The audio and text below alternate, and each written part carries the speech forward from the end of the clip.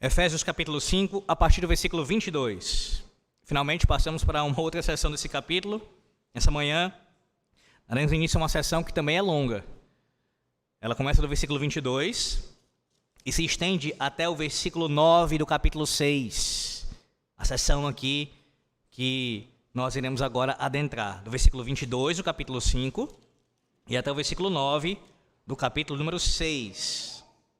Contudo, nessa manhã, farei sim a leitura desse texto que eu disse agora, do 5:22 até o 6:9, mas o sermão se dará somente nos versículos 22 a 24.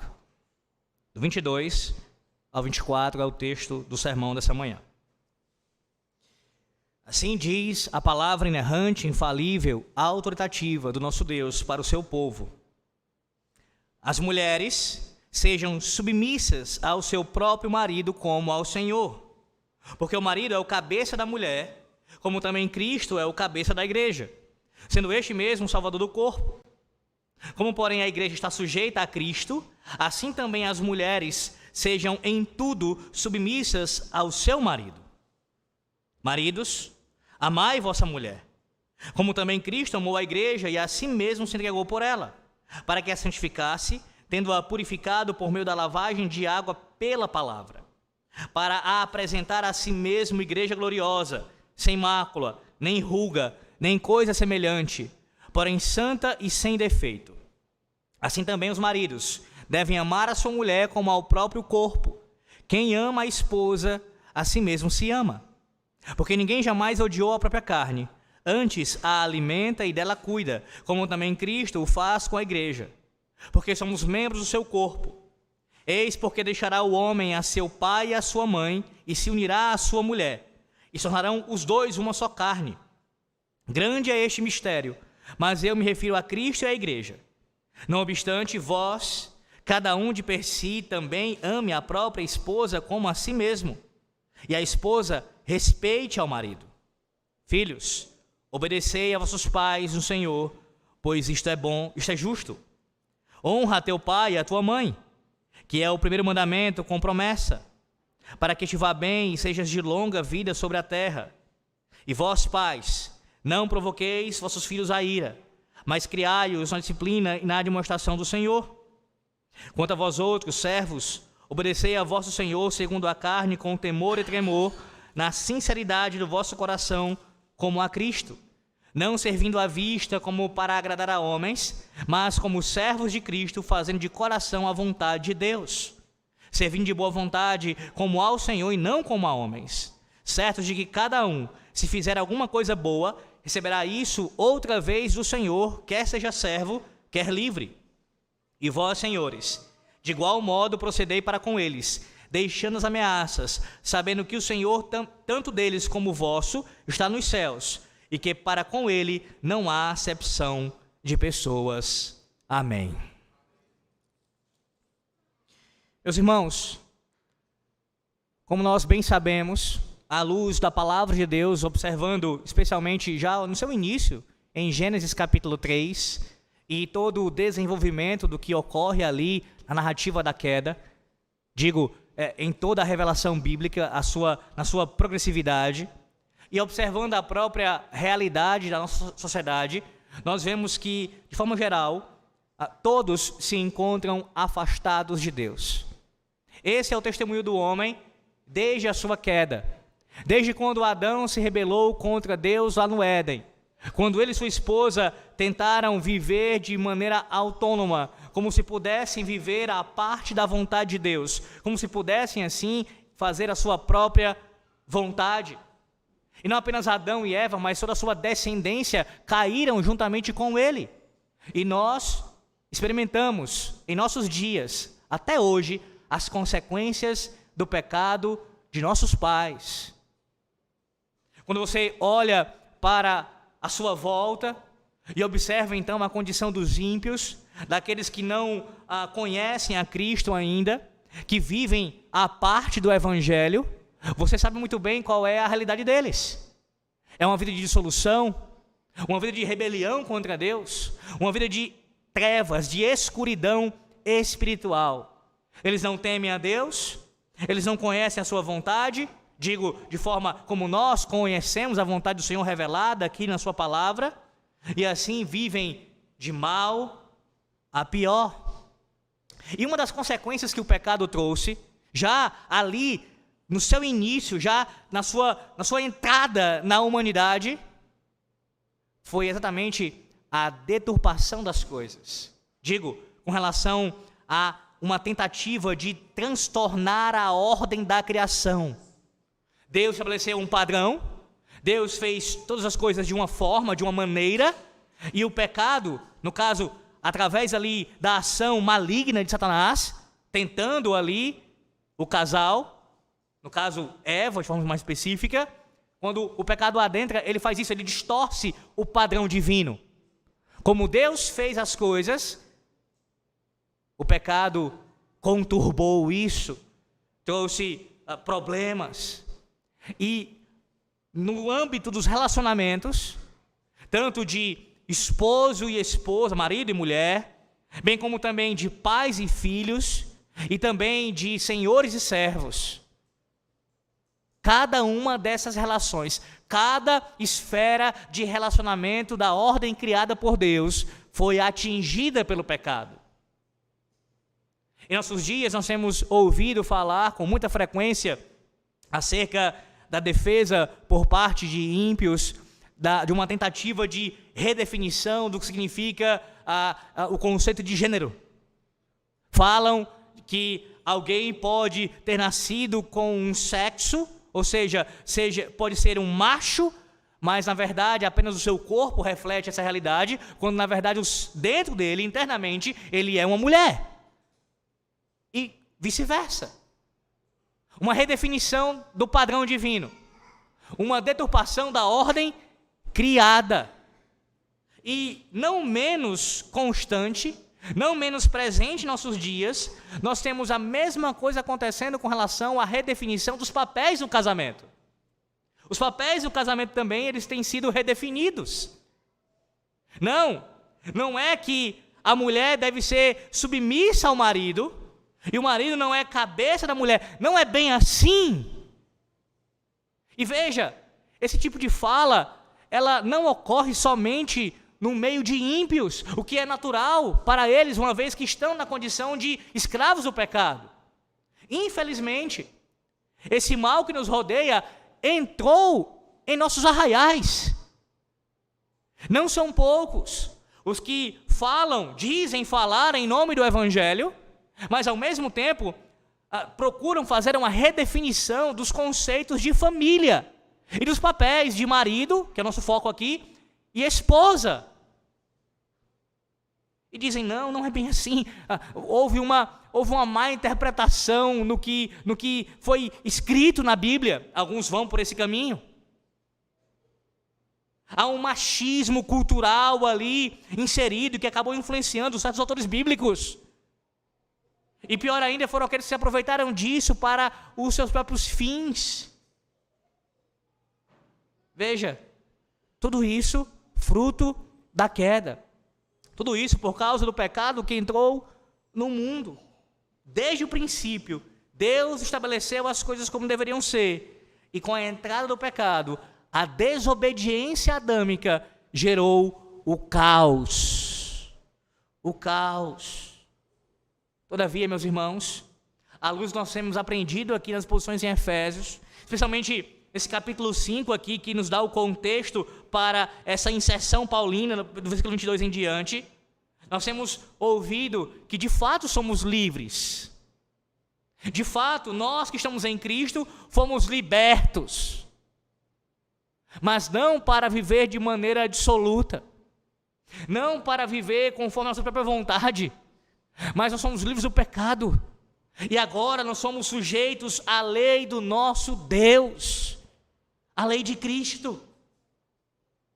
Como ouvimos no último sermão, focando principalmente no versículo 21, acerca dessa sujeição mútua que ocorre no temor do Senhor, no temor de Cristo. Ou seja, seguindo e guardando a sua lei, os seus mandamentos.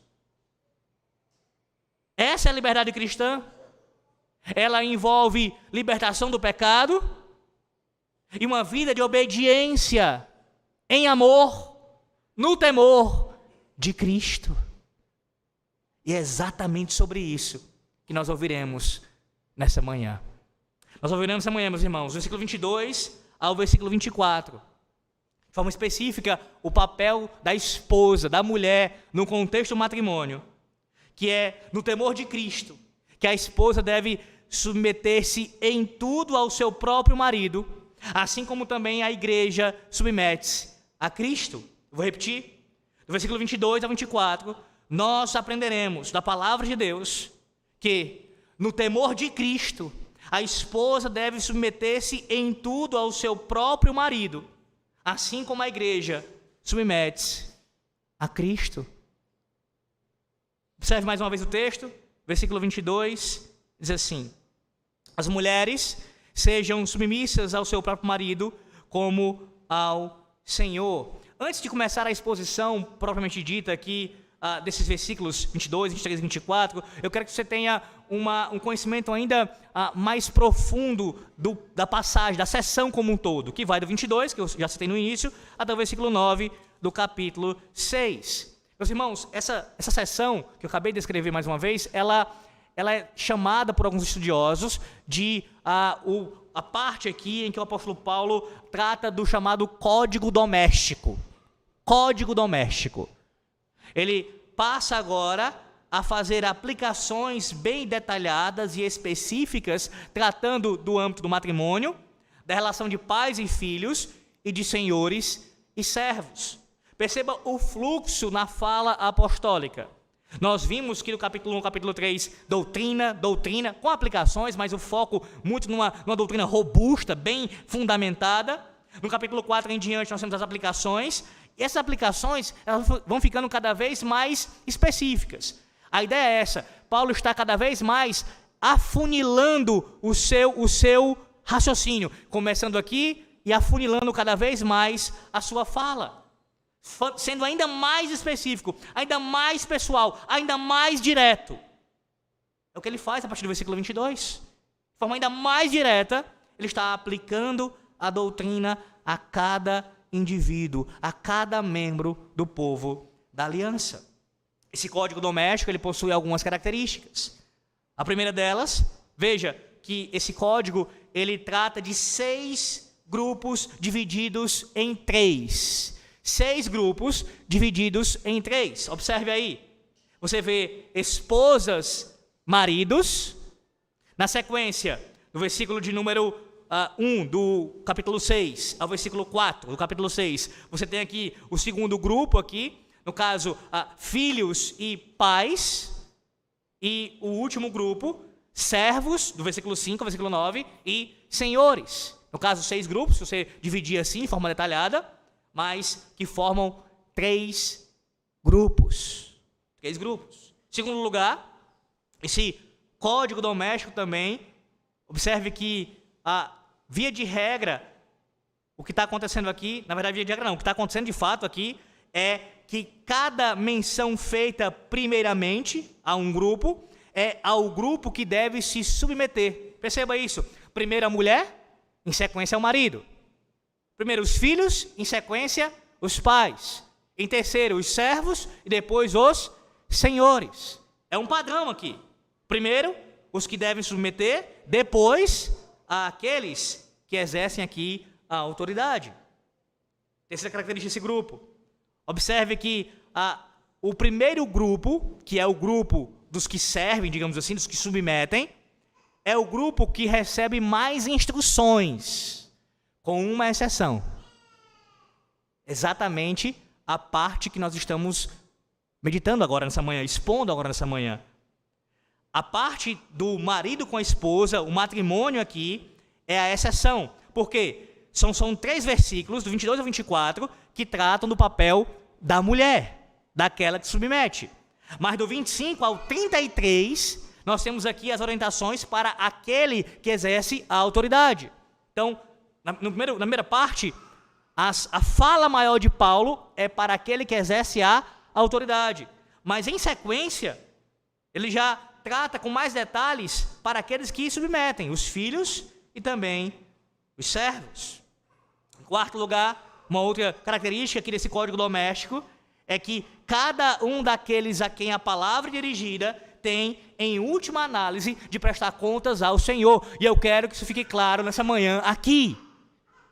Cada um daqueles a quem a palavra é dirigida, esposas, maridos, filhos, pais, servos, senhores, a cada um de vós, a cada um de nós, todos nós, essa palavra que é dirigida, mas no sentido de que nós iremos prestar contas, em última instância, ao Senhor. Ao Senhor. Em quinto lugar, há um padrão simétrico aqui, no qual cada grupo de pessoas é imediatamente seguido de seu grupo correspondente. Perceba a simetria. Esposas, em seguida maridos, filhos, em seguida pais, servos, depois senhores, simetricamente. Veja com isso, não apenas isso que eu vou dizer agora, mas também veja a beleza do texto bíblico. Como Deus não apenas revela a sua vontade, mas revela de forma bela. Bela, o texto bíblico é belo. É belo. Você vê a organização, você vê lógica, você vê padrão, você vê simetria na organização aqui que o apóstolo Paulo dispõe as palavras. E em sexto lugar, os elementos da forma desse código doméstico aqui são: primeiro, Paulo indica o grupo, ele cita a quem ele vai se referir. Em seguida, ele declara o imperativo. Depois, ele desenvolve a ideia e apresenta aqui a motivação ou a razão para essa obediência ser executada, ser cumprida. O mesmo padrão no fluxo aqui da fala do apóstolo Paulo. Mas ainda, para lhe dar mais contexto e lhe relembrar, especialmente aqueles que já estão mais esquecidos acerca das exposições bíblicas em Efésios, em que contexto Paulo está falando isso aqui no versículo 22 em diante? Qual é o contexto, meus irmãos? Você lembra o que Paulo vem tratando do capítulo 5, do início do capítulo 5? Ele fala do perdão que nós recebemos por meio de Cristo. Ele fala aqui de nós vivermos uma vida na luz, na santidade, em sabedoria, cumprindo a vontade de Deus, sendo cheios do Espírito Santo, dando graças a Deus e sujeitando uns aos outros no temor de Cristo. De Cristo, que é o versículo 21, veja aí o versículo 21. Sujeitando uns aos outros no temor de Cristo. Esse versículo 21, ele serve aqui tanto como o desfecho do que ele desenvolve desde o versículo 1 e a conexão com o versículo 22. Ele faz a ponte aqui, de tal forma que você não tem como compreender a seção que vai do 22 ao versículo 9, capítulo 6, se você não entendê-la com esse pressuposto por trás, esse pano de fundo, todo, especialmente o versículo 21. Como você pode cumprir os papéis designados por Deus? Ou como você fará isso? Sujeitando-vos uns aos outros no temor de Cristo, que é uma expressão de ser cheio do Espírito Santo. Não separe as coisas. Você não pode fazer isso, senão você não consegue entender e muito menos cumprir a vontade do Senhor Deus para a sua vida. Sendo assim, tendo dado o contexto maior e mais específico também, passemos agora de fato à exposição do versículo 22. Já li mais de uma vez, então veja o versículo 22. Como é que começa aqui? Na verdade, é uma divisão bem básica do texto. No versículo 22, o apóstolo Paulo nos dá o imperativo aqui. No 22, você tem um imperativo. Paulo começa com esse imperativo: as mulheres sejam submissas ao seu próprio marido, como ao Senhor. De acordo com o padrão, o texto trata primeiro das esposas, que devem se submeter. Meus irmãos, a instrução do apóstolo Paulo aqui para as mulheres, em Efésios, ela contém, nesses 3 versículos, e também ainda contando com outras falas que ele ainda vai dar aqui acerca da mulher, ela tem 41 palavras. Eu estou falando aqui com relação ao texto original, obviamente, ao texto grego. E isso significa 4 vezes mais do que ele fala lá em Colossenses, que é o texto que nós lemos no início do culto. Mas se você comparar isso com o que Pedro fala em 1 de Pedro, capítulo 3, lá ele usa 97 palavras para falar dessa submissão. O fato é que ambos os apóstolos e também em outras partes da palavra de Deus, esse assunto ele é tratado com muito cuidado e de forma muito séria, desde o seu princípio, como nós temos ouvido aqui. Em outras cartas, Paulo aplica o mesmo verbo usado aqui para sujeição, também às mulheres, mas um outro contexto, um contexto de liturgia. Veja isso. Vai lá para 1 Coríntios, capítulo 14, e veja a mesma ideia lá. 1 Coríntios 14, Paulo usando aqui a mesma fala. 1 Coríntios 14, versículo de número 34 e 35, veja aí. Conservem-se as mulheres caladas nas igrejas, porque não lhes é permitido falar, mas estejam submissas, como também a lei o determina. Se, porém, querem aprender alguma coisa, interroguem em casa o próprio marido, a seu próprio marido, veja. Porque para a mulher é vergonhoso falar na igreja. No contexto litúrgico aqui, Paulo usa a mesma expressões aqui que ele usa em Efésios. A mulher submissa ao seu próprio marido. Agora vá para 1 Timóteo, também num contexto litúrgico. 1 Timóteo, capítulo 2. Capítulo 2, 1 Timóteo.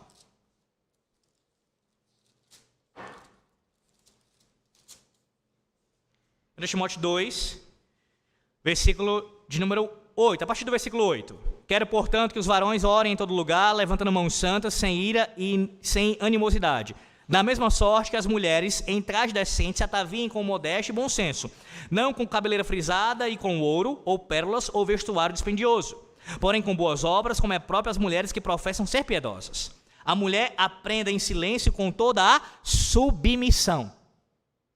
E não permite que a mulher ensine, nem exerça autoridade de homem, seja, porém, em silêncio. E aí, veja, do 13 ao 15, ele dá aqui a base teológica, que é tanto a criação como a queda. Criação e queda. Em 1 Coríntios capítulo 14, ele cita a lei como fundamento, e aqui em 1 Timóteo ele cita a criação e a queda. Observe que Paulo, em momento algum, ele argumenta a favor da submissão feminina, seja naquele contexto litúrgico de 1 Timóteo ou 1 Coríntios, ou aqui em Efésios, usando um outro fundamento que não seja teológico, que não seja a vontade de Deus. Além disso, em Efésios, na epístola aqui de Efésios, o verbo que é usado pelo apóstolo Paulo aqui de submeter, ele retrata o papel do nosso Senhor Jesus Cristo como cabeça de todas as coisas, que pôs todas as coisas debaixo dos seus pés, ou seja, submeteu. Isso para você também saber que ele é usado nesse contexto em Efésios. Mas já no início aqui eu quero deixar isso bem claro para todos vocês, especialmente para as irmãs. Meus irmãos, e minhas irmãs especialmente, essa sujeição, com certeza ela é uma sujeição honrosa, e ela envolve uma subordinação de papéis sem qualquer depreciação de valor. É honrosa e não deprecia o valor da mulher. Ora, como se vê especialmente no fato do filho se submeter ao pai, a segunda pessoa da Trindade, que submete ao seu pai. Não há desonra nisso, não há perca de valor nisso. As duas pessoas da Trindade, o pai e o filho, permanecem sendo divinas, Deus, igual valor infinito. Todavia, na economia da Santíssima Trindade, houve essa sujeição do filho ao pai, no propósito de salvar o seu povo. Então não, a mulher não é inferior em termos de valor ao homem. Não é no sentido de valor, não é isso, mas de função. De função.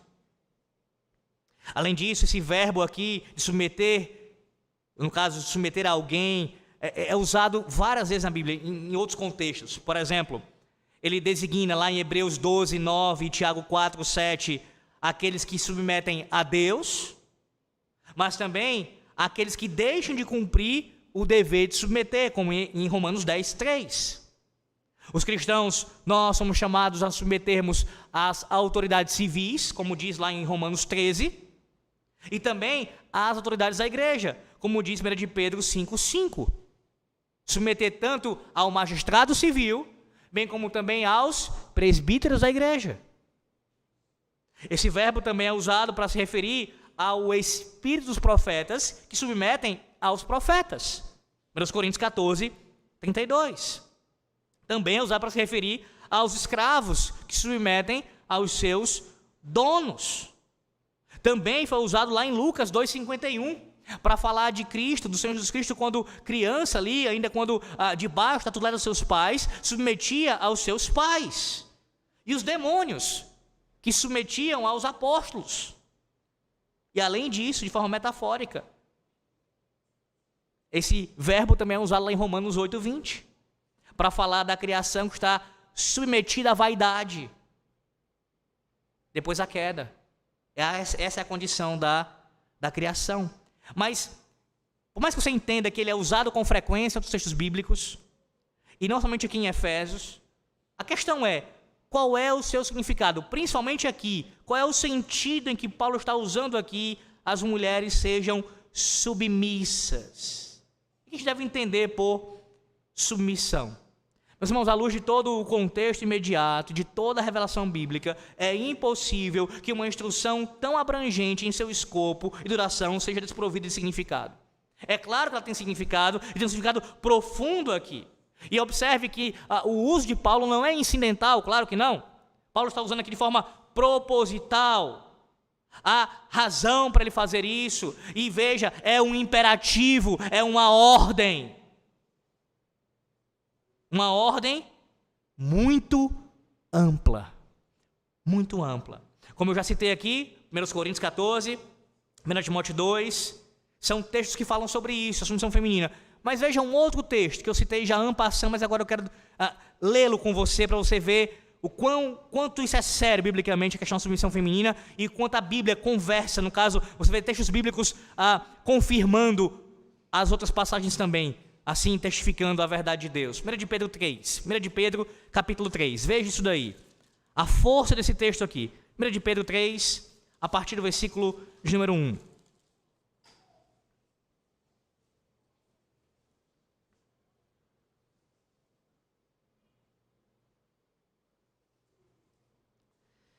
Primeira de Pedro 3, do versículo 1 ao versículo de número 6. Diz assim: mulheres, sede vós igualmente submissas a vosso próprio marido. A mesma linguagem, veja. Para que, se ele ainda não obedece à palavra, seja ganho sem palavra alguma, por meio do procedimento de sua esposa, ao observar que o vosso honesto comportamento seja cheio de temor. Não seja o adorno da esposa o que é exterior, como frisado de cabelos, adereço de ouro, aparado de vestuário. Seja, porém, o homem interior do coração, unido ao incorruptível trajo de um espírito manso e tranquilo, que é de grande valor diante de Deus. Pois foi assim também que a si mesmas se ataviaram outrora as santas mulheres que esperavam em Deus, estando submissas a seu próprio marido, como fazia Sara, que obedeceu a Abraão, chamando-lhe Senhor, da qual vós os tornastes filhas, praticando o bem e não temendo perturbação alguma. Veja, Pedro aqui, meus irmãos, ele fala da submissão feminina, nos mesmos termos que Paulo, como eu disse, e ele conecta esse caráter, esse comportamento submisso ao marido, até mesmo a uma forma de o evangelho, o testemunho do evangelho ser adornado com isso. É essa a ideia. Não entenda aqui que Pedro está ensinando que alguém, um ímpio, no caso o marido ímpio, ele será ganho meramente por ver a sua esposa piedosa. Não, isso não é possível. Alguém só é salvo se o próprio Deus, soberanamente, ele fazer com que essa pessoa venha a nascer de novo. Operar nele o novo nascimento. A regeneração. Não é essa a ideia. O ensino do texto não é para que o seu marido ímpio será ganho pelo seu testemunho. Não é essa a ideia. Nem mesmo pense nisso como se você pudesse confiar no seu testemunho para salvar alguém. Você não pode. Contudo, o seu testemunho piedoso, no caso estou falando aqui das mulheres cristãs, submissas ao seu próprio marido, o seu testemunho piedoso de submissão ao marido ímpio adorna o testemunho do Evangelho. Deixa o testemunho do Evangelho ainda mais vivo, ainda mais lindo, ainda mais claro, para que aquele que é ímpio possa ter mais uma testificação da obra da graça de Deus. De tal maneira que se esse marido ímpio não se arrepender dos seus pecados, não crer no Evangelho que a sua esposa crê, ele terá mais um testemunho contra ele naquele grande dia. O Senhor Deus dirá para ele certamente: coloquei em teu lar uma mulher serva minha, que deu testemunho do Evangelho. Mesmo em tua impiedade, foi submissa a ti. E você não a viu, não a contemplou. O Evangelho na vida dela você não creu. Essa é a ideia. Mas nosso foco aqui, como eu disse, é com relação ao papel da esposa. Veja, ele faz o contraste entre aquilo que é externo, que não é pecaminoso em si, a mulher se enfeitar, o ponto não é esse, mas é que o seu coração não esteja nessas coisas, mas aquilo que é interno, naquilo que de fato promove a eternidade. Um coração convertido e submisso a Cristo e em seguida ao seu marido. Como eu disse, veja a força do texto. Ele diz que isso é um espírito manso e tranquilo. Submissão da esposa ao marido é demonstração de mansidão e humildade. Mansidão e humildade. E ele usa o testemunho das mulheres do passado, das mulheres de Deus, das mulheres piedosas, para corroborar com essa verdade. Em outras palavras, você tem alguma dúvida disso, mulher? Tem alguma dúvida disso? Olhe para o testemunho das suas irmãs. Olhe para o passado, olhe para essa nuvem de testemunhas. E veja como estas mulheres foram assim piedosas, tementes a Deus, castas, mulheres que deram bom testemunho, que estavam preocupadas em serem mansas e terem um espírito tranquilo que é de grande valor diante de Deus. Ele aponta um específico aqui, mas tem vários. Veja Sara. Veja Sara. E não dá para atenuar aqui a força do texto. Sara, que obedeceu a Abraão. Obedeceu a Abraão, chamando-lhe Senhor. Do qual vós, mulheres, você é crente? Você, mulher que ouve a palavra de Deus sendo pregada nessa manhã, você é crente? Pois se você é crente, você é, num certo sentido, filha de Sara. Filha de Sara. E assim como a sua mãe Sara, você deve proceder. Sim, obedecendo ao seu marido. É assim. Mas como nós temos mulheres em nossos dias, mesmo dentro da igreja, que são rebeldes em seu testemunho com relação à sua mãe, ao exemplo da sua mãe, Sara. Não é verdade? Não é verdade? E aí olham para o texto de Pedro 3 e ficam tentando aqui fazer um malabarismo teológico, né, hermenêutico. Olha, não é bem isso, era uma outra cultura, entende, né, pastor? Era outra cultura, ali tudo bem, no Antigo Oriente Próximo, né, muitos milênios ali, tá muito distante da gente, chamar Senhor, obedecer marido, não cabe para hoje. A palavra de Deus é atemporal, a palavra de Deus é eterna.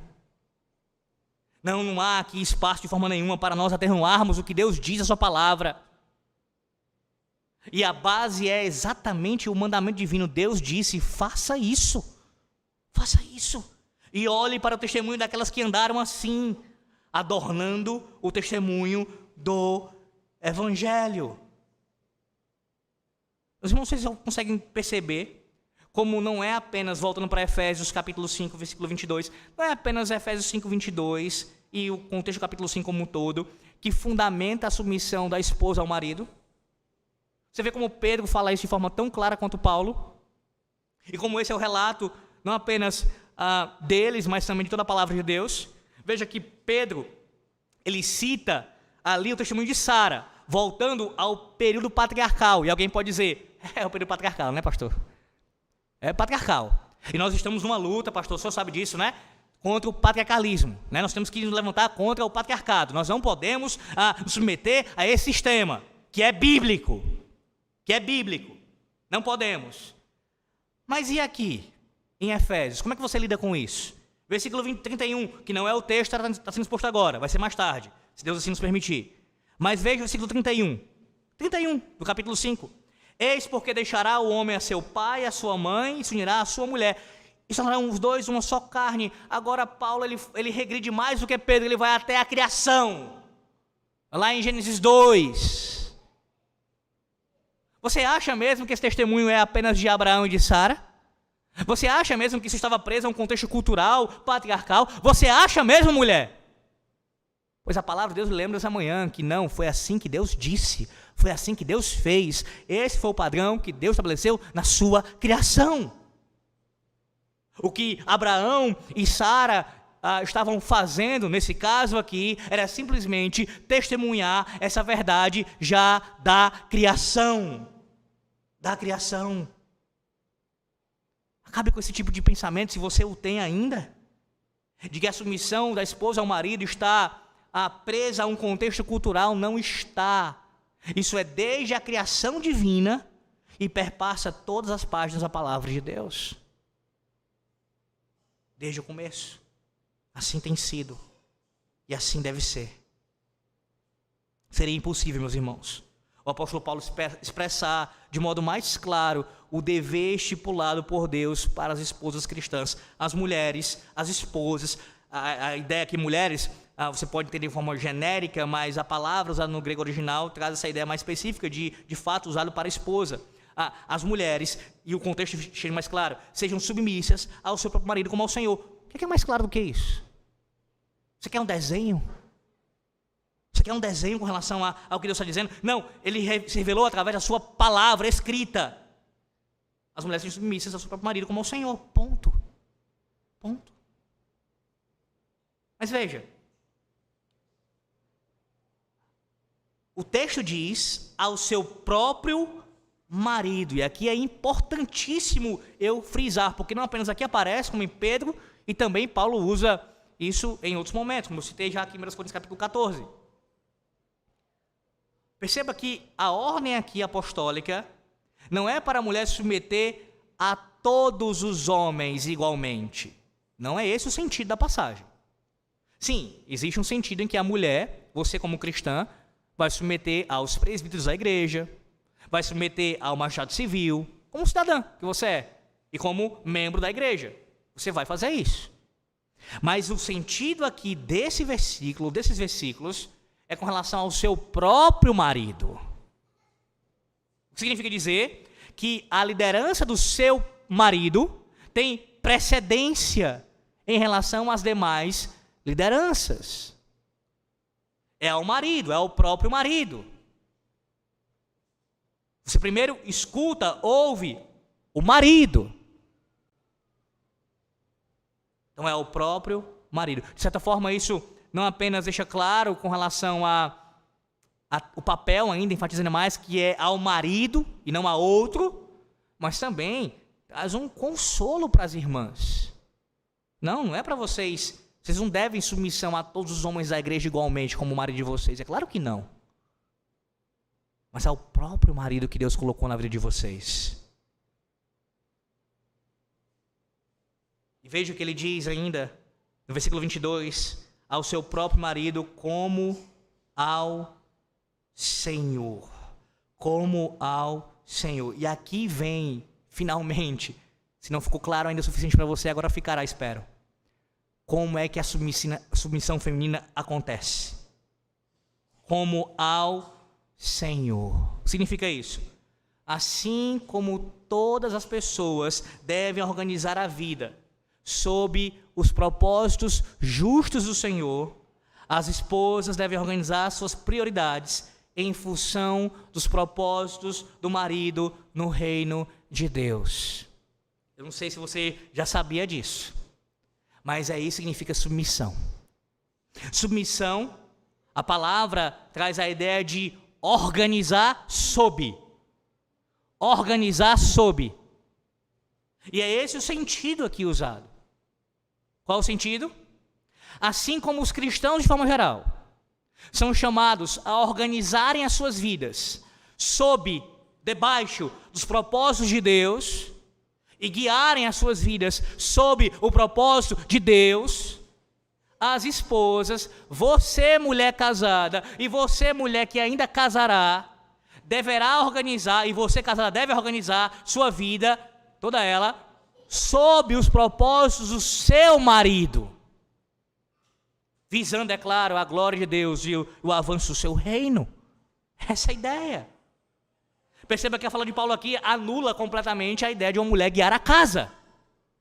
Quantas vezes acontece isso, não é verdade? A mulher guia a casa e guia a casa de várias formas possíveis. Dos mais extremados exemplos, como quando acontece de uma mulher ela tomar a decisão do que vai acontecer, para onde vão se mudar, onde vão congregar, e até de coisas mínimas. Tem casos que o marido fica na dependência. Peraí, se a minha mulher passar em tal prova, se ela for para tal lugar, eu vou ter que acompanhá-la, vou ter que segui-la. Não. A mulher condiciona a sua vida de acordo com os propósitos do marido. Do marido.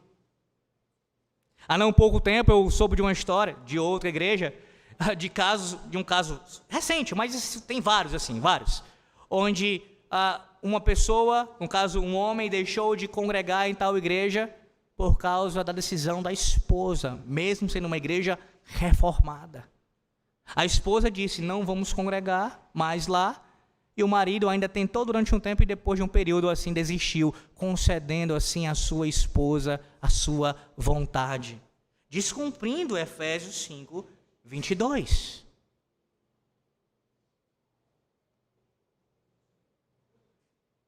É a mulher que a Bíblia diz que deve condicionar os seus propósitos ao propósito do marido.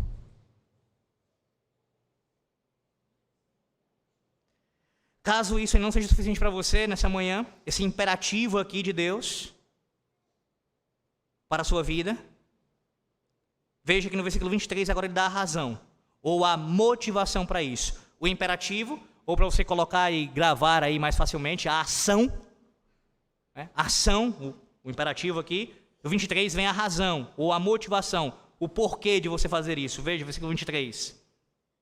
Porque o marido é o cabeça da mulher, como também Cristo é o cabeça da igreja, sendo este mesmo o Salvador do corpo. E aqui eu quero citar para você, no caso, frisar para você, pelo menos dois aspectos aqui desse relacionamento aqui de Cristo, ou no caso de Cristo sendo citado aqui como cabeça. Veja que essa é a razão, está bem clara diante dos seus olhos.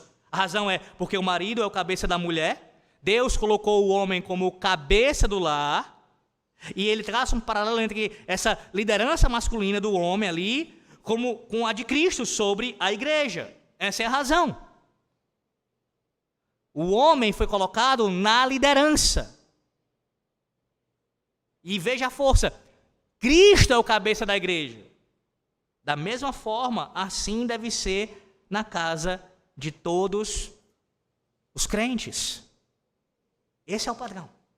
Meus irmãos, um lar sem cabeça é um convite ao caos. Ao caos. Lembre-se do que eu citei na introdução acerca da queda do homem. O ataque que o diabo desferiu ali, atacando exatamente a liderança ali do homem. O cabeça não exercendo a sua função de líder, daquele que governa, certamente o caos está estabelecido. A desordem e o desastre que é causador dessa situação numa nação ou num governo é muito inferior comparado a uma casa ainda, se você for ver. Na verdade, Em termos proporcionais, pode até ser maior, em termos de quantidade de coisas, mas isso só acontece quando a base está desestruturada. Pode ter certeza que uma nação onde uma mulher governa ou mulheres exercem uma proeminência governamental é porque, de forma geral, essa nação já se afastou do padrão divino em seus lares. Já se afastou. O caos já acontece na casa.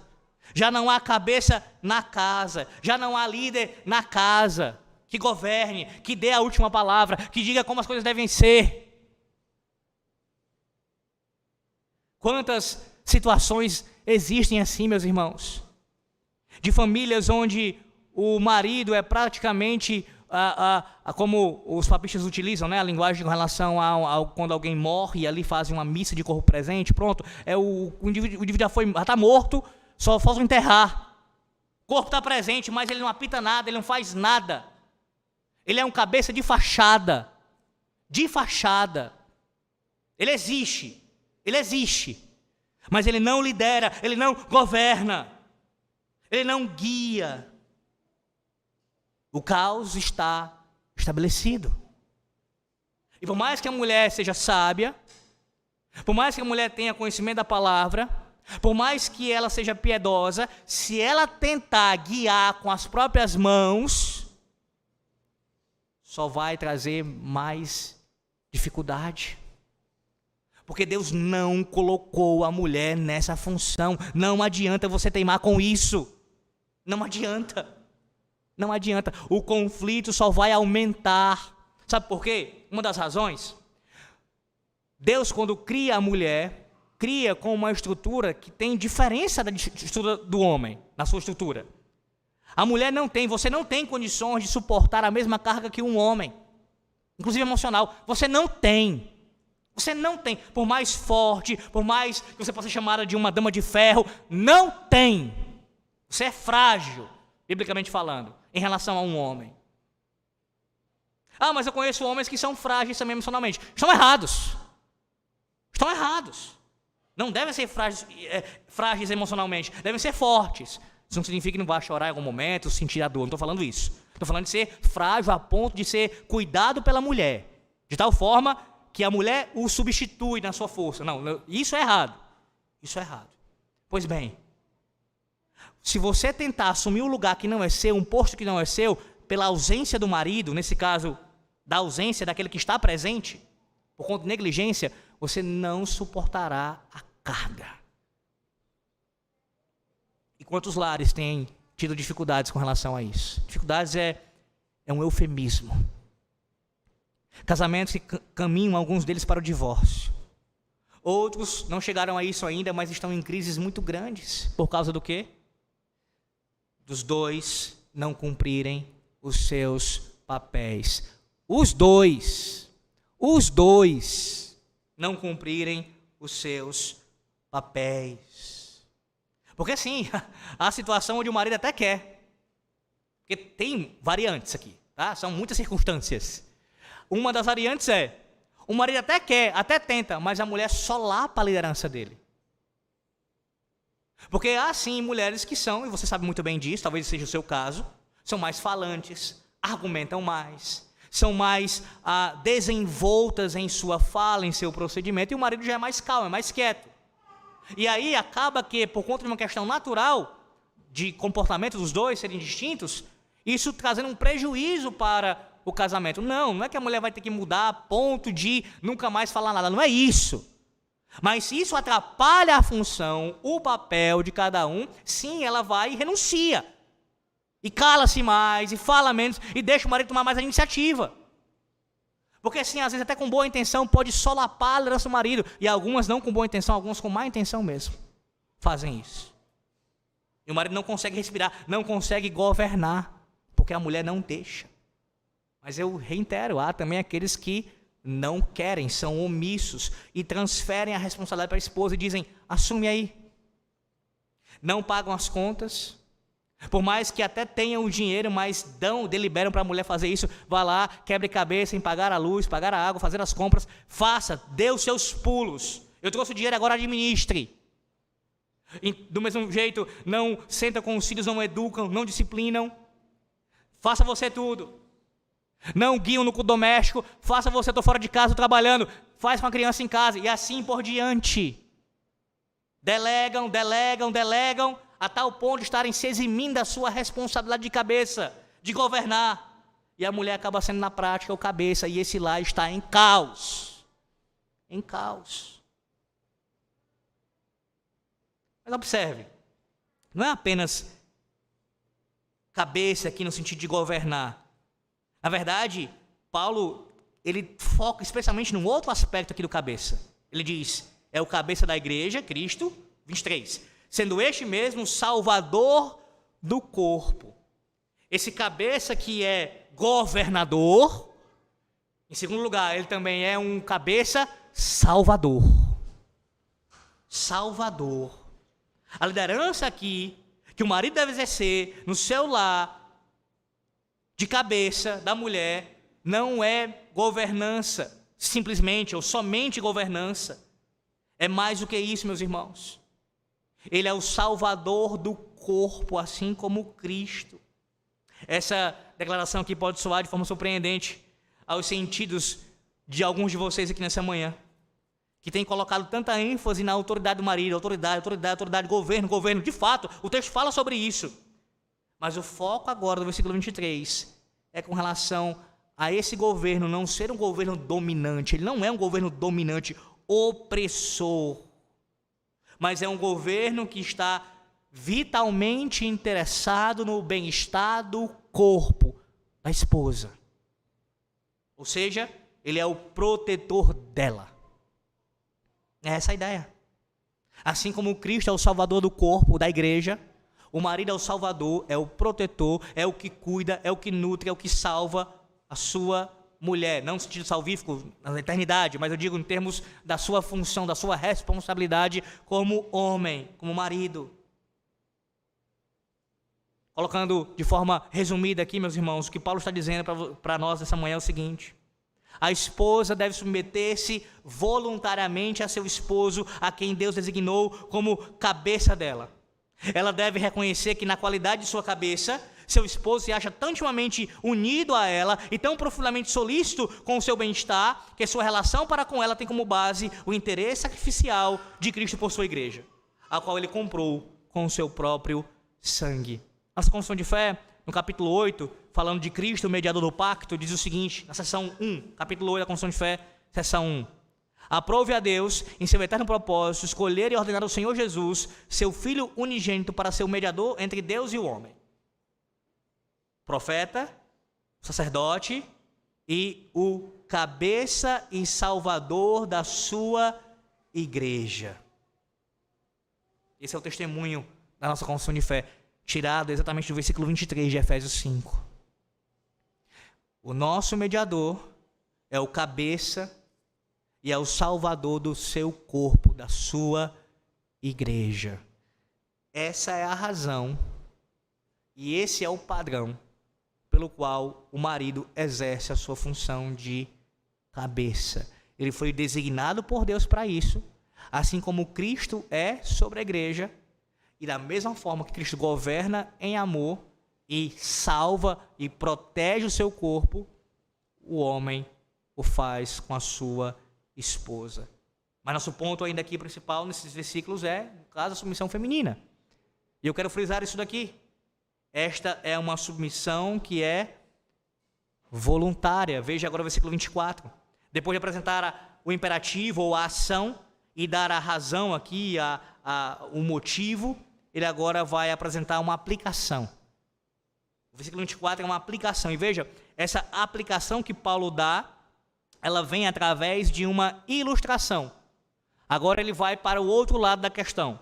Ele falou de o marido ser cabeça como Cristo é o cabeça, e agora ele vai falar da esposa ser submissa ao seu próprio marido, como a igreja é a Cristo. Então, é uma aplicação através de uma ilustração. Ele diz, versículo 24, como porém a igreja está sujeita a Cristo, assim também as mulheres sejam em tudo submissas ao seu marido. A primeira verdade que você observe aqui, versículo 24, não apenas 24, mas isso está em todo o texto, é que essa submissão ela é voluntária. Voluntária.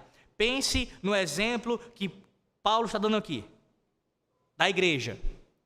A igreja, nós que somos membros da igreja de Cristo, nós nos submetemos a Cristo de forma voluntária, devotada, sincera e de forma entusiasmada. Não, você não submete a Cristo pela mera obrigação. Sim, é um dever, você sabe disso, é um mandamento, mas você faz isso com devoção, com desejo, com deleite. É voluntário.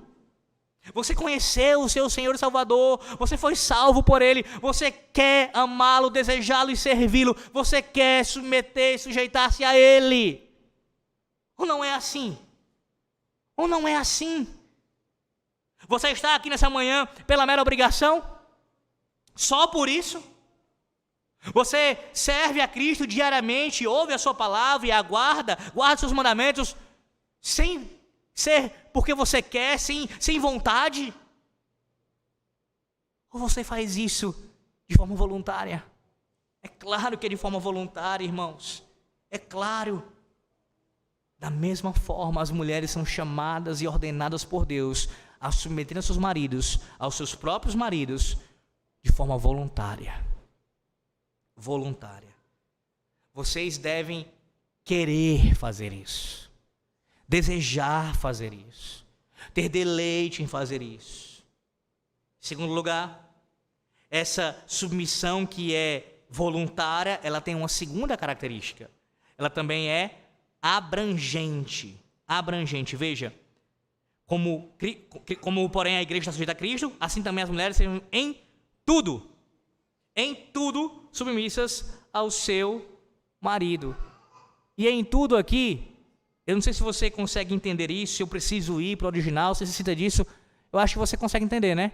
Tudo significa tudo. Tudo.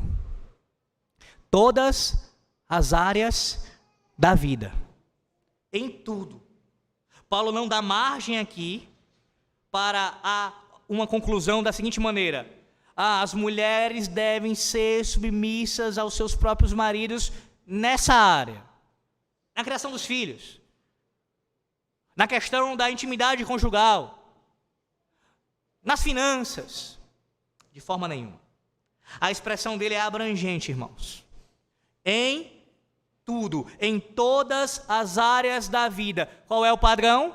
A igreja é submissa a Cristo. Em quê? Somente na adoração a Deus?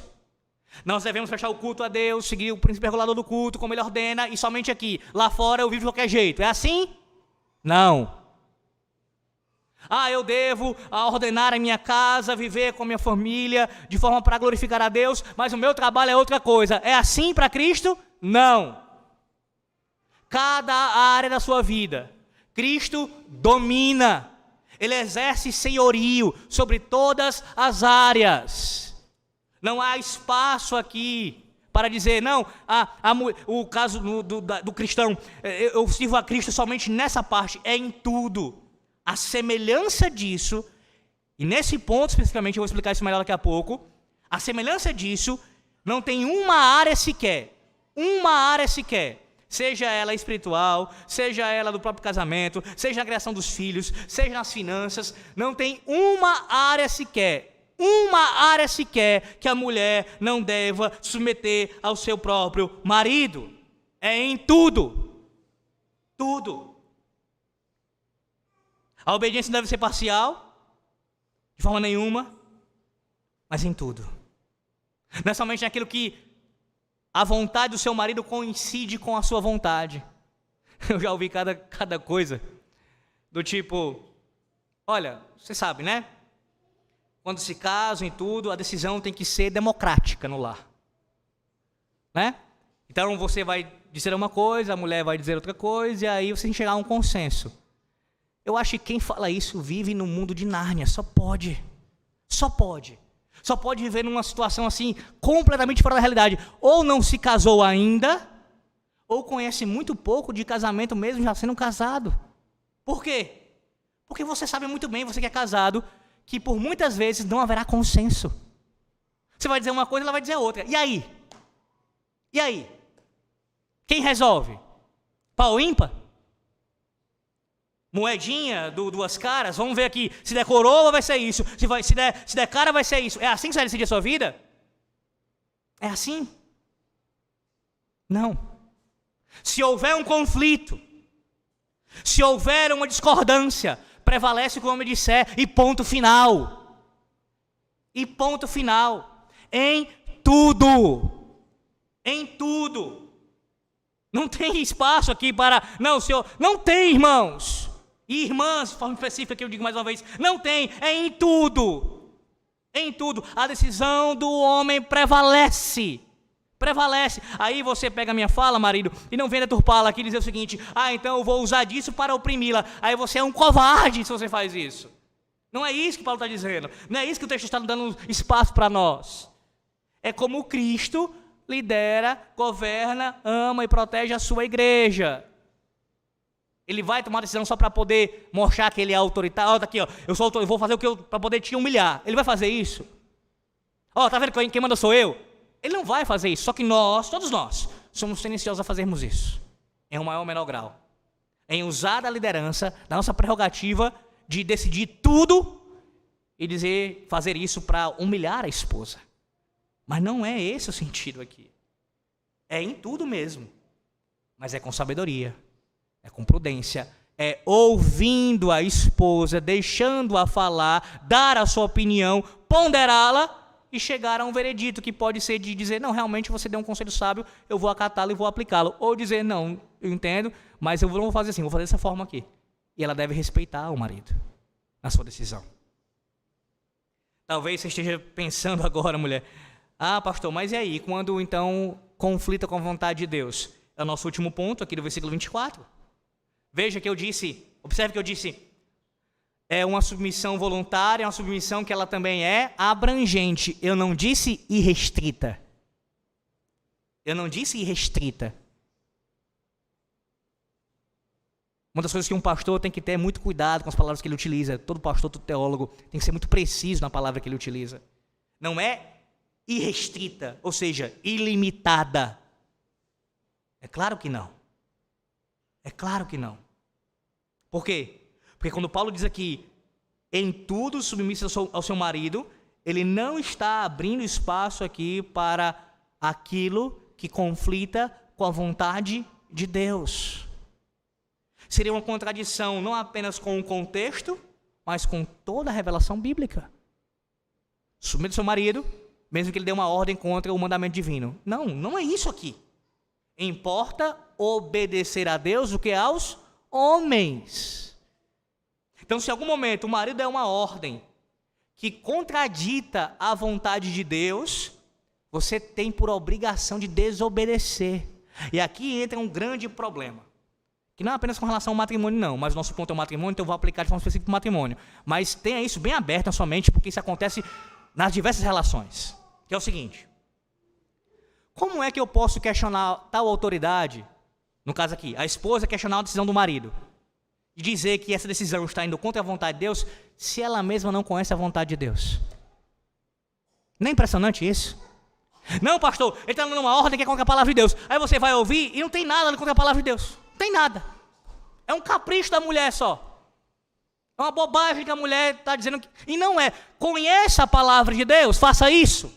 Um favor a si mesma. E ao seu lar. E ao seu matrimônio. Conheça a vontade de Deus, revelada na sua palavra.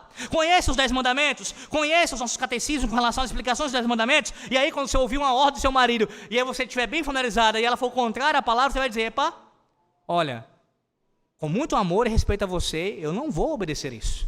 Eu não vou seguir essa ordem, porque essa ordem vai contra a palavra de Deus. Agora você não tem nenhuma autoridade para fazer isso, se você não conhece. Você só vai ter, no caso, não sua autoridade, mas da palavra, se você conhecer a palavra e citá-la. A palavra de Deus diz que nós não podemos fazer isso. Então não faça, não posso cumprir a sua ordem. É assim. Mas via de regra, o que acontece, além da ignorância, são discordâncias por causa de coisas que não são contrárias ao mandamento divino.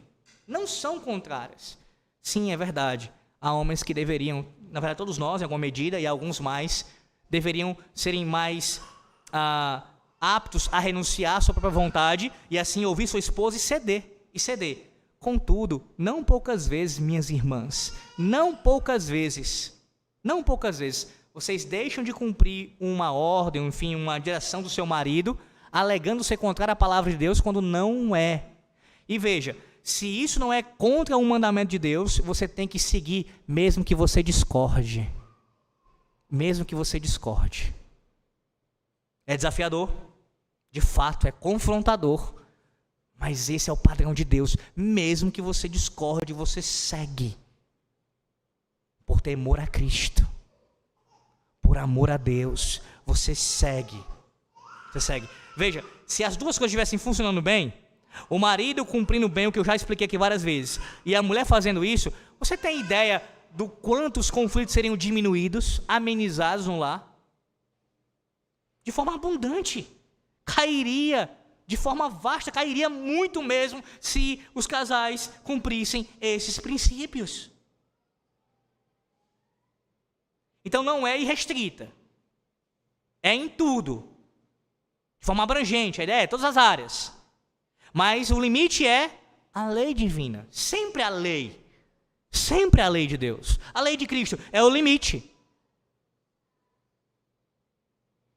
Herman Bavinck, o teólogo reformado holandês, de tradição holandesa, diz o seguinte: a primeira ação do diabo foi convencer a mulher de ser cabeça sobre o homem. No caso, o diabo tenta a mulher primeiro, porque seu objetivo sempre foi que a ordem da criação fosse quebrada. Foi exatamente o que aconteceu. O ataque do diabo a Eva, em última instância, é um ataque contra Deus. Deus estabeleceu o homem como cabeça. Quando o diabo procura a mulher, ele já está só nesse simples ato, desvirtuando a vontade de Deus, zombando da vontade de Deus, atacando a vontade de Deus, deturpando a vontade de Deus. Percebe? Quando o homem não é cabeça no seu lar, e muito por conta da mulher não ser submissa a esse homem, quando você, mulher, se insurge contra a liderança do seu marido e se coloca como cabeça do seu lar, você ouve a serpente. Nesse sentido, você não é diferente de Eva, você não é filha de Sara, nesse modelo aqui, você acaba sendo filha de Eva antes da queda e durante a queda. Claro que Eva depois disso foi salva, mas eu digo com relação a esse período, esse estágio da revelação. Se comporta como sua mãe, nesse caso, não deveria fazer como ela.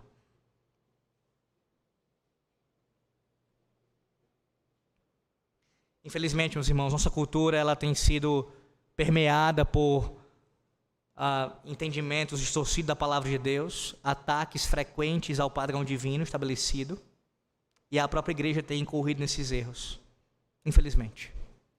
Não pouco tem defendido coisas que são até mesmo abomináveis para o Senhor Deus. Mas esse texto aqui nessa manhã, do 22 a 24, nos ensina que as mulheres que são submissas ao seu próprio marido, elas agem com modéstia e humildade, com simplicidade e adornam o testemunho do Evangelho. Para o marido descrente, para o próprio marido. Para o marido crente, também para o marido, porque ele também precisa do Evangelho. E para outros de fora. É o que esse texto ordena aqui. Que você, mulher, seja modesta e humilde. Infelizmente, a gente quer resolver os problemas do matrimônio sem o temor do Senhor. Lembra do versículo 21? É o temor do Senhor que te dá o amparo para isso daqui. Te dá o sustento para isso aqui. Te dá a razão principal para fazer isso daqui. Você deve dizer assim essa manhã: ah, pastor, mas você não sabe o marido que eu tenho. Você não sabe o marido que eu tenho. Por isso o Senhor diz isso. Mas Cristo sabe. Cristo sabe. E se você conhece a Cristo, a palavra de Deus lembra essa manhã: confie na palavra de Cristo. O próprio Cristo estabelece esse padrão aqui na família para a tua proteção, mulher. Para a tua proteção. Então, se o teu marido não tem sido o cabeça que ele deveria ser, seja você a mulher que Deus ordenou para que você seja, para que você fosse. E assim você cumpre isso no temor de Cristo, confia na palavra de Cristo e recebe do próprio Cristo a sua proteção. O texto aqui não dá espaço para divórcio. Não dá. Não dá. Talvez você quisesse isso, né? Ah, minha mulher não é submissa como ela deveria ser, vou me divorciar dela. Ou aqui, na sequência do texto, como veremos depois, meu marido não é o cabeça que deveria ser, vou me divorciar dele. O texto não diz isso. Não há espaço para isso daqui. É um assunto que nós um dia trataremos, se Deus assim nos permitir, as exceções com relação ao divórcio. Mas não é isso daqui. Não é. De forma nenhuma. A gente quer recorrer à solução aparentemente mais fácil, né? Aparentemente. Porque de fato não é. Quem passa por um divórcio, quem conhece quem já passou por um divórcio, sabe o quão doloroso e quão devastador é. Na família, na igreja e na sociedade. Além do principal, de estar descumprindo a vontade de Deus, se divorciando por uma coisa que Deus não autorizou que acontecesse. Então não há espaço aqui. A recomendação aqui, a orientação é: voltem-se para a palavra de Deus, para o temor de Cristo. E assim cumpram os seus papéis na dependência da graça de Deus. Como eu disse, as pessoas querem resolver seus problemas de matrimônio de outra forma sem o temor do Senhor. Quantos casais procuram tudo, inclusive terapia? E sim, eu vou continuar criticando, falando sobre isso, onde eu estiver, sempre que eu entender que isso vai surgir do texto, uma aplicação com relação a isso, sem nenhum temor de homens, somente de Cristo. Procurar terapia, psicólogos, para tratar o teu problema com o teu marido, com a tua esposa, não vai resolver. Pelo contrário, vai agravar ainda mais. Vai agravar ainda mais. Somente Cristo tem a solução. Somente a palavra de Deus pode solucionar isso. O problema é que vocês não fazem. Vocês não obedecem. Vocês não creem. Vocês não se sujeitam uns aos outros no temor de Cristo. Esse é o problema. Está aqui a solução. Toma um remédio. Toma um remédio. O que é que um psicólogo ou um terapeuta pode falar para você que Cristo não já tenha falado? Para curar o problema. Para tratar o problema. O que é que ele pode fazer que Cristo já não tenha feito por você? O que é que ele pode fazer? Me diga. Eu sei qual que é o argumento ainda, né? Mas, reverendo, meu marido não é perfeito. Meu marido não é perfeito. Como é que eu posso me submeter a ele? Você tem um marido perfeito, que é Cristo. Já pensou se Cristo, como o marido perfeito que Ele é, tratasse você e eu como nós somos? Porque o marido perfeito que você tem, que é Cristo, você o honra como Ele merece? Você o dignifica como Ele merece? Você o glorifica e o obedece e submete a sua vontade de forma perfeita, sem nenhuma exceção? Você faz isso? Não, você não faz, não é? Você é uma esposa imperfeita para o seu marido perfeito, não é verdade? Você é insubmissa, não é? Assim como eu, nós somos insubmissos ao nosso marido perfeito. E ainda assim Ele nos suporta, Ele nos tolera, Ele nos ama e Ele nos cuida de nós. Então suporte o seu marido imperfeito também, aqui terreno, na dependência de Deus, e submeta-se a Ele. Você deve fazer isso mesmo que Ele não faça. Não é argumento. O outro não cumpre a vontade de Deus, logo não cumprirei. Você já se imaginou usando esse argumento para Deus? Você usa para o pastor da igreja, para o conselho, para alguma amiga, para algum amigo, no caso dos homens aqui. Mas usa para Deus esse argumento. Lá no tribunal de Cristo, dizendo assim: olha, Senhor, eu não fui submissa ao meu marido porque ele não era um marido que de fato governava a casa e me protegia. Você acha mesmo que esse argumento vai ser válido diante de Deus? A lógica de Deus vai te engolir. assim como a tua santidade. Você não pode contra-argumentar com o Altíssimo. O seu dever e o meu de cumprir os nossos papéis é independente do outro fazer. Não estou dizendo que isso não dificulte, que não traga mais problemas. É claro que tudo isso é verdade. Mas não justifica deixar de cumprir o nosso papel porque o outro não faz. Aplica isso às outras áreas. Os nossos governantes não estão trabalhando como deveriam lá em Brasília. Logo, eu não vou trabalhar na empresa que eu trabalho direito. Faz isso. Está demitido no outro dia.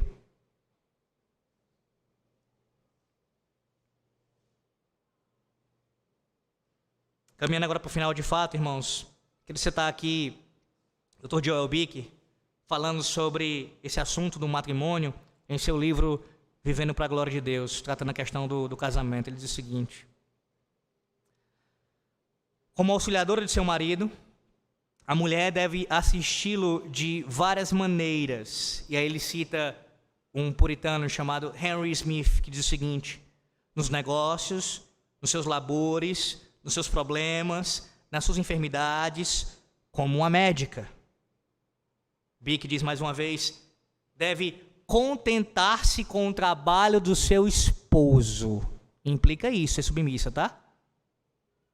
Ele pode ser um gari, como pode ser um doutor. Contentar-se com o trabalho do seu esposo, sua posição social e sua condição financeira. Não há espaço aqui nessa fala para o marido ser negligente quanto ao seu provedor, não é isso. Mas sendo ele o provedor naquilo que Deus colocou, seja satisfeita, contente com o que Deus tem dado ao seu marido e a você. Portanto, ela, diz Bick, deve administrar as coisas de casa de modo eficaz, como a mulher lá de Provérbios 31, uma administradora do seu lar. Essa administração inclui ajudar seu marido a estabelecer o glorioso reino de Cristo em seu lar. Ser econômica, sim, ser econômica. Sem ser mesquinha, perseverar consistentemente em cumprir seus deveres, comportando-se com sobriedade, calma, cortesia, honra e modéstia, como a Bíblia recomenda. E aí eu encerro com uma citação de um outro puritano, que diz o seguinte sobre a mulher, uma poesia aqui acerca da mulher. A esposa submissa, a esposa piedosa, descrita em Efésios e em outros lugares da Bíblia, ela é, segundo esse puritano, a melhor companhia na riqueza, o mais capacitado e disposto assistente no trabalho, o maior conforto nas tristezas e aflições, o único meio confortável e seguro de ter filhos e posteridade, um remédio singular e soberano ordenado por Deus contra a imoderação, a maior graça e honra que pode existir para aquele que a possui. É isso que você tem sido para o seu marido, mulher? É isso que você, marido, tem procurado trabalhar para que a sua esposa seja? É isso que você, moça, tem se empenhado para, no dia que vier a se casar, ser para o seu marido? É isso, rapaz, que você tem procurado numa futura esposa? Esse padrão aqui de mulher que a Bíblia ordena? Meus irmãos, nós aprendemos hoje que é no temor de Cristo, que cada esposa, cada mulher deve submeter-se ao seu próprio marido, assim como a igreja submete-se a Cristo. Que Deus os abençoe, lhes conceda graça e sabedoria, e lhes encha com seu Santo Espírito e do temor de Cristo, para assim, minhas irmãs, cumprirem o seu mandamento. Amém.